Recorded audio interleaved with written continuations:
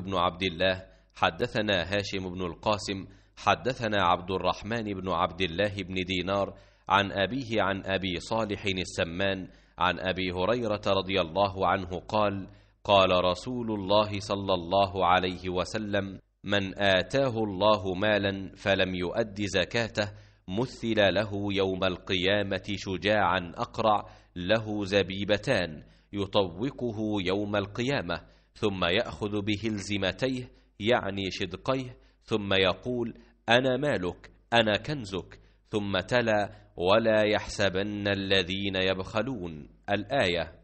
Abdurrahman बिन अब्दुल्लाह बिन दीनार ने अपने वालिद से बयान किया, उनसे सालेह समान ने और उनसे अबू हुरैरा रदियल्लाहु अन्हु ने बयान किया कि रसूल करीम सल्लल्लाहु अलैहि वसल्लम ने फरमाया कि जिसे अल्लाह ने माल दिया और उसने उसकी ज़कात नहीं अदा की तो क़यामत के दिन उसका माल नहायत जहरीले गंजे सांप की शक्ल इख्तियार कर लेगा।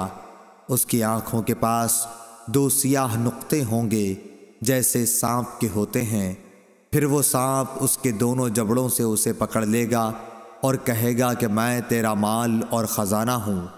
इसके बाद आपने ये आयत पढ़ी, और वो लोग ये गुमान ना करें कि अल्लाह ताला ने उन्हें जो कुछ अपने फ़ज़ल से दिया है वो उस पर बुख़ल से काम लेते हैं कि उनका माल उनके लिए बेहतर है, बल्कि वो बुरा है जिस माल के मामले में उन्होंने बुख़ल किया। क़यामत के दिन इसका तौक बनाकर उनकी गर्दन में डाला जाएगा।